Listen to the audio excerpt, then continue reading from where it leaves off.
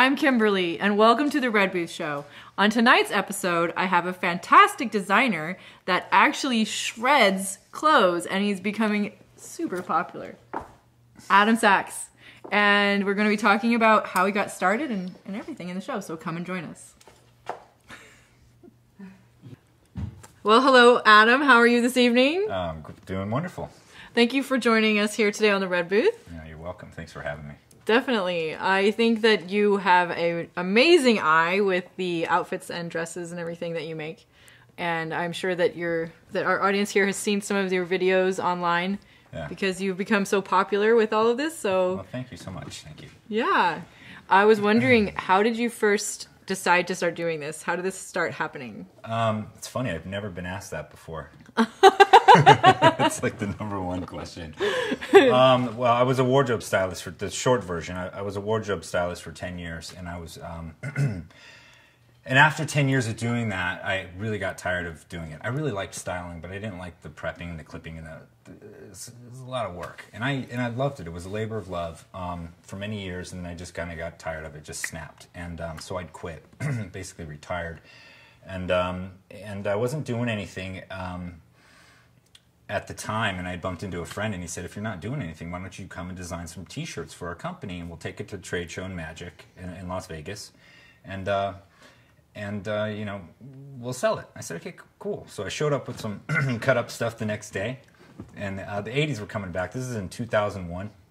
Nice. And I had slashed some stuff up, and they were like, this is really extravagant, but let's do some simpler designs, and we'll take it. And so we did that. So I had about 10 pieces on the sample line, and we were at the show. We were giving away promotional shirts to all the girls walking by. They were just solid, you know, baby doll tees with the logo on it. And we were giving, you know, I gave one to one girl, and she was like, "This is really cool. Thank you so much. But would you mind cutting it up like the one hanging up on the rack?" Wow. So I'm like, "Yeah, no problem." So I scrambled around, found some scissors, and I laid it down. I started cutting a couple snips, and I look up, and there was about 50 people watching. And I was like, oh, wow, what's going on here, you know? So I put it on her, and I tied it up, and I started slashing it, and the crowd grew, and when I was done, they applauded, and I just knew right then and there that I loved it. You definitely found a crowd pleaser. Yeah, it was more for me than the crowd. Like, it was just all kind of combined, you know, the years of working with fabrics and body styles and stuff, and when I was a young kid, I was sketching a lot, and so, you know, it was just a perfect marriage of fabric and design. Like you would sketch like the Human Form and things like that? No, more like album covers. Oh! You know, skulls and, you know, heavy metal albums in the 80s, and drawing on jeans and your books and your lockers. Oh, yeah.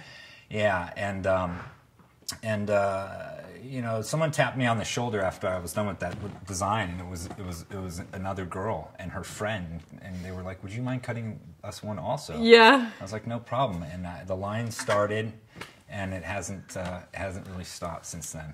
That's amazing. Yeah. So then you started to do videos of these events. Well, yeah. What's happened there was well before social network and social media. I had started traveling a lot, doing this on the road and as a live performance, which is my favorite thing to do. It's my all-time favorite thing to do, is to cut live in front of an audience. And so I was doing that around the world, and people were filming me, and I was doing interviews and whatnot, and people were filming and they were posting, like these television shows were posting things, and fans were posting things, and those went viral. And this is before I even knew how to use YouTube or anything like that. Right. I don't even think Facebook existed then, really. Wow. Yeah, and MySpace. No. Yeah, I don't. Yeah, well, it was. Yeah, I don't know. I don't know. But I wasn't a big MySpacer. And some of those videos went viral time and time again. And one day I decided, I'm like, why is there like 25 million views on this video that says Adam Saaks Cutting Show? And I have nothing to do with it. It's me. It was my appearance on the show. You know, right. I didn't post it. It was some guy in Pakistan, you know, it had nothing to do with the fashion industry or YouTube or anything. It just kind of went viral, you know. So I decided, and it was happening a lot. Like there was numerous videos that were going viral. So what I decided to do was to flood the internet with my videos and have total creative control of my art. And so that's what I've done. And I created a web show called Shredded, and built a YouTube channel, and it's been great. It's been fun. It's taken me around the world, and you know, I'm traveling, doing a lot of appearances around the world, and yeah, you've been to a ton of amazing places. I can tell from the videos. And those videos are like on my time off, because I'm on stage for about 10, 15, 20 minutes. It's about it, and then I've got a couple days off till the next city. Yeah, and I'll just, you know, I'll pick a spot and design, film. And then, like, why don't you name some of the places that you've been? Yeah, I've been to Dubai numerous times, favorite place. India numerous times. Italy. Yeah, didn't you shoot at the Buckingham Palace? Yes, I shot at Buckingham Palace just recently, a few months ago, and that was interesting because you know, we were in Buckingham Palace, and the Royal Guards, you know, full tactical gear, come up and ask me what I'm doing. And I'm really? Like, just doing art, man. And I'm an artist. Just doing art. Yeah. And he said, what's your name? I told him my name, and he said, Adam Saaks. He said, nice job, and walked away and shook my hand. I was like, thank God. And it's all in the video. We captured it. Oh, wow. So that was cool. And then I also went to Rome, cut in front of the Colosseum, which is amazing footage. Wow. Like, it's just... I keep saying wow a lot, guys. Wow. And I'm really proud of that one. And then the next day I went to the Vatican. And... wow. Yeah. And they were like... It kind of... I got on location. I was meeting the photographer and the model. And we're going to keep it really low production. Just start doing it. And get out of there. So when I show up, like, I'm there before the photographer or the cameraman and the model, and people recognized me, and they started taking selfies and talking to me and asking me questions, and they're gathering around me, and right in front of St. Peter's Square, which is, you know, it's like, really it's like, historical. It's it's major, yeah. And so there had been some, so it kind of got a little bit hectic before we even started doing it. So they were, you know, the Vatican police were already kind of like tagging, you know, like their eye on what was going on. You don't want to get on the bad side of the Vatican police. I've learned. and so everybody shows up, we get her in position, and I'm about to walk up, and we're filming, and I walk up to her, and then two like plainclothes cops just open their wallets. It's like badges, and they're like, we know who you are. We love what you do, but you cannot do this here. I'm like, why? Well, I'm just doing art. That place is full of art. Argued with them. They said, you just can't do it. And I had her in a bathing suit. So they're like, if you put some shorts on her, okay. And I said, oh, okay. I have a cat suit. Will that work? It's fully covered. And I was still going to go ballistic on the thing, you know. But they're like, that works. So we started to change her, and another guy came up, and he didn't speak any English, and he was not having it. He's like, absolutely not. So like they basically tracked us. I'm like, you know, F them. I'm gonna do this anyways. I went down the main street so it was in the background, so it will still be in frame. And there was cops saying, you know what, we heard this on the radio. Probably not a good idea to do it. So we changed locations and went to some fountain. Oh man, Bernini fountain. So that was the Vatican. It was kind of a fail. But, well, all because you got recognized. Yeah, a little bit. Yeah, we didn't get it done fast enough. It was too chaotic. When was the first time you started to notice that people were like recognizing you in public? Well,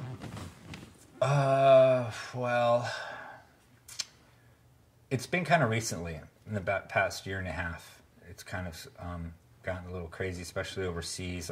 Like I was on my way to Korea. I had done the documentary. This documentary came. It's kind of like a 20/20, 60 minutes kind of thing, and they followed me around for 3 days here in the United States, and just kind of like. It's not as cool as my show, though. What are you talking about? I didn't have a red booth in my show. I'm just kidding. And it's in English. You can understand what we're talking about. and that aired, and it was about a half an hour segment. And then another show contacted me and said, "Hey, we want to have you feature on this show." And it's called Star King, very big show, and we want to fly you out this time. I said, "Okay, cool." So I'm on the plane, 11 hours into the flight. I'm like fully sleeping. I get a tap on the shoulder. It's a crew member. She says, "Can we take a selfie with you?"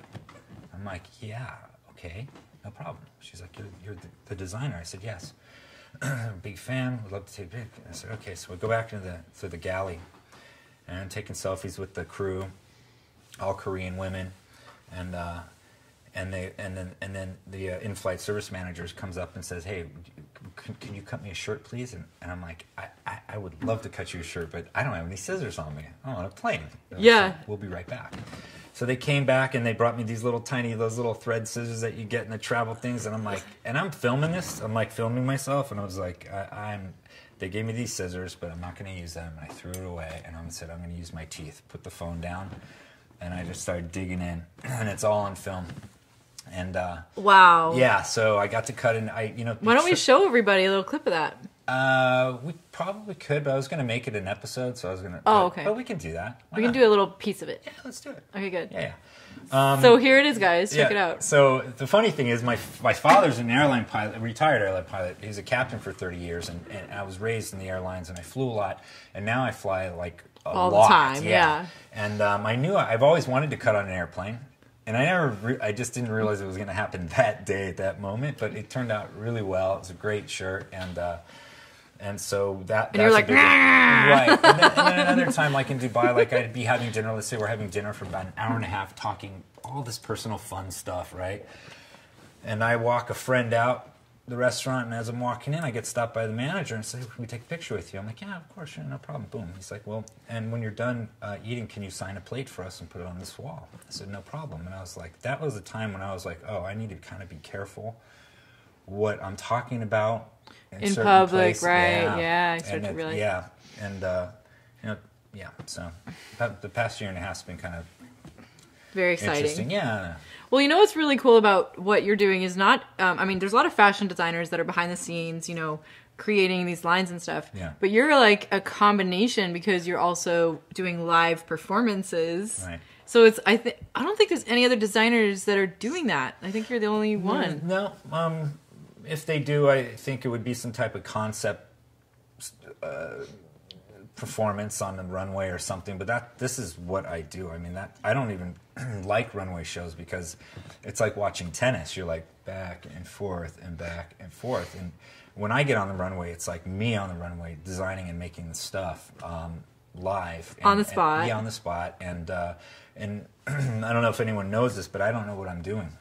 I know what I'm doing. I was just going to ask you. I know how to hold the scissors. Yeah. And I make a knot, but you do it all. I have no plan. Right. Put it that way. Yeah, I have no plan. It's all improv, and that is for myself because I like to be more challenged in front of 10,000 people. That I know that the design came out great, and I made it up right then and there. If I plan it out and know what I'm going to do before I get out there, it just doesn't give me that rush. That's amazing. Yeah. So it's really like a performance art for you, basically. I don't know. Like the performance art to me is like dancing with the, one of those flags or whatever, ribbons. That's performance art. For me, it's just I don't know. I don't know what it does for me. It generates that feeling inside of me that I just in my happy space. Well, these dresses and the swimsuits and the things like that you do are so amazingly sexy. Like it's kind of like, whoa. Was that how it first started with the first t-shirt? It was, my goal was to make it sexier. Make this person look like a 10 or 12, even if they were 10 started out. So, I'll just put my touch on it and, make it better. Well, it definitely works. They're gorgeous and amazing. Thank so, you. yeah. And if people want to buy these, they can do this, or? Oh, yeah. I launched a website about maybe 7 months ago, and It's adamsaaks.net, and on there is designs that I've made that I've liked enough to put as a for sale, really. And so it's an online store, but also a platform for all my videos and celeb gallery and bio and yada yada yada. You know, how to reach me. And you were explaining to me before that you actually create these videos yourself. Yeah. Like you edit them and everything. Yes, I do. I take the footage back, and when I'm in the mood, I'll drop it in a file, drop the file in the program, and get to work. And you know, I'm obsessed with it. It's an obsession because I once I put the file in the program, I don't stop. Yeah, I totally. And you edit your show too, right? Yes, I do edit my show, and I'm the same.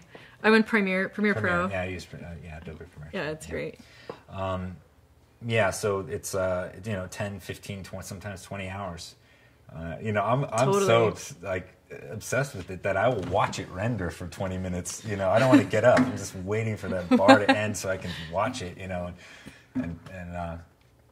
yeah. So that's another passion I learned. I taught myself how to edit, and learned a lot on the way. Just make it just cool. Just make it to where I'm excited to watch my own stuff. So. You do an amazing job. I would have never thought, it's that it was you doing it. Yeah, people trip out on that. Yeah. I do it. And also I know you've had like drone camera, you've had like all sorts of cool things. I come up things. with some crazy ideas to mix it up a little bit. I was in Waikiki, and I went out on a pier during sunset, and I paid this guy $20, this guy from Venezuela or whatever, some tourist, to stop people from walking out on the pier, because it's like the ultimate money shot for a tourist to go out and get your like sunset shot in Waikiki Beach. Yeah. So I had it blocked off, and I had a drone operator on shore, and this is about, I don't know, a quarter mile out or more, on about 4 or 5 feet wide rock pier. And we're out on the tip of it. And so we had a full drone episode where the drone was taking huge wide-angle shots and then coming in and then zooming in on my hands. And I had a GoPro, a chesty GoPro strapped on me, and which was angled wrong. This is a lot of you don't see what you're doing. It's funny. So it was a real hard edit, but it came out spectacular. Hawaii is amazing. That's a gorgeous shot. I would love to share that one too with the Sure, yeah. Here it is. I jumped out of a plane once too and designed on the way down. I know, that was crazy. I've seen this video. So you jump Hawaii, out of the actually. plane, and you're actually twisting this girl's clothing. I wanted to cut, and I wanted to do the whole design jumping out while free falling. There's not enough time. Yeah, it was 1 minute and 130 miles an hour, and I think I could do it, but like everyone's like, no, not cool. So. I prepped her in the plane. I cut her in the plane, and then I jumped out tandem with the guy, and the cameraman jumped out. And there was like tons of cameras on me, and then the model jumped out, and she was certified skydiver, so she was hot, so she was awesome. And yeah, we had a great crew, great team, and we nailed it. It's super cool. Yeah, because you can't really be using scissors while you're flying through the. See, I could. In fact, I would probably customize a pair where it would really be safe, almost like surgical scissors. Right. But I didn't need to do that because there's no time. Yeah. Really. I think I could do it, but, cutting and twisting is fine. It's the knot at 130 miles an hour with wind blowing like crazy. I can do it with my eyes closed, but when things are flying around, I couldn't do it. It seems a little difficult. Yeah, it's like, yeah. So I came up with a cool idea, and it worked. You come up with a lot of cool ideas, it seems. Thank you. How many videos have you done so far? My show has, I think, about 36 shows. I just sold 30 of them to Korea. That's right. You got a new TV series. Now Shredded has been licensed and syndicated in Korea as a TV show on a fashion network. So that's new situation. So we'll see what comes of that. I'll probably end up going there and being a Korean TV host or something in some fashion show, which will be interesting. Amazing. So I'm looking forward to what comes from that. But that really, when you get a call and someone wants to buy your, it's just a project for me. Yeah. It's just another platform for me to showcase my art. And well, people enjoy watching it so much. I mean, it makes sense that they would do that. yeah, well, yeah, all right, send bye. More countries. What was it, like 25 mil?